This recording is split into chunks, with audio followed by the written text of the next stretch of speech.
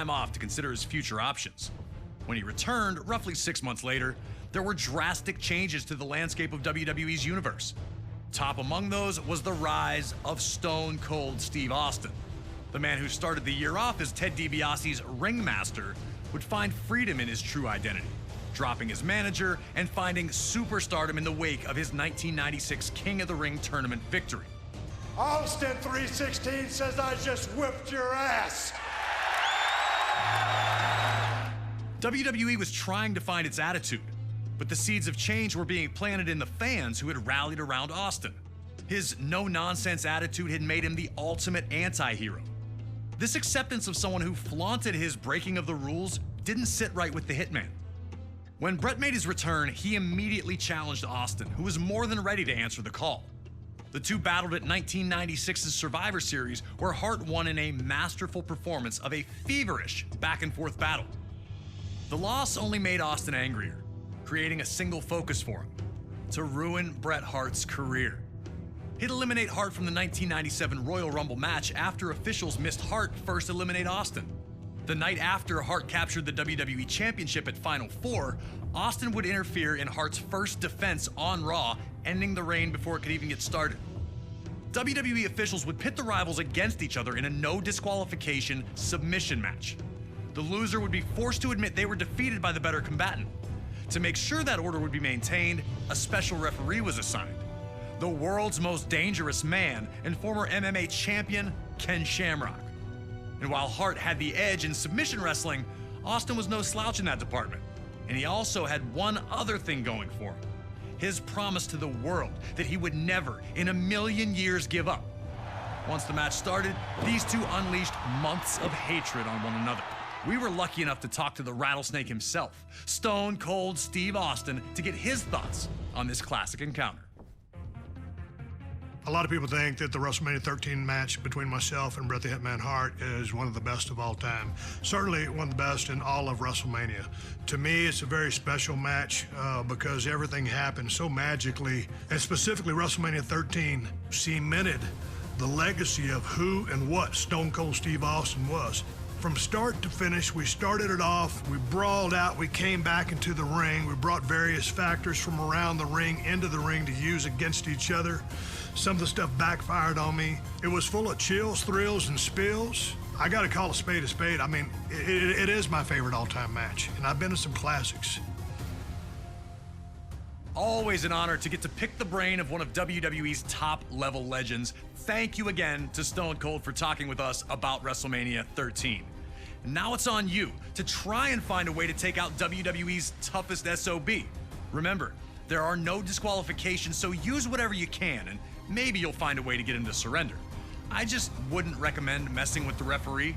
Shamrock's ankle lock is nasty.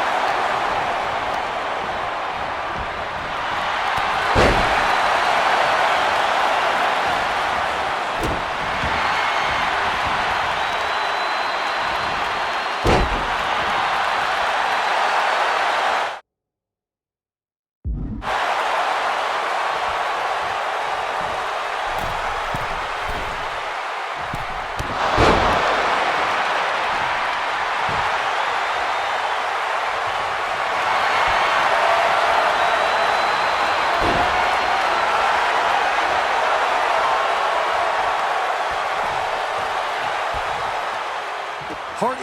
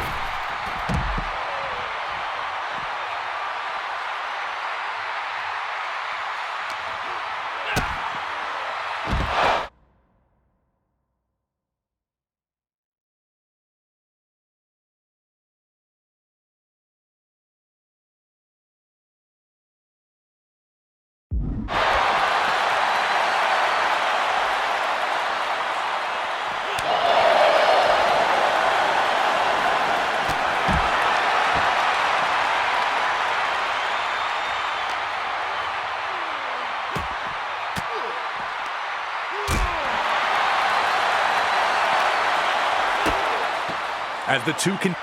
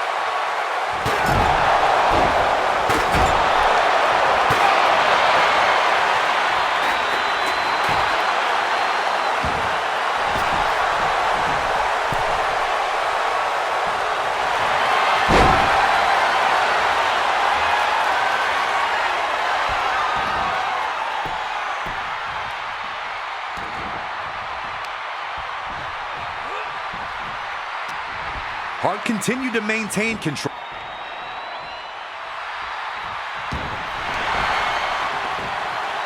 When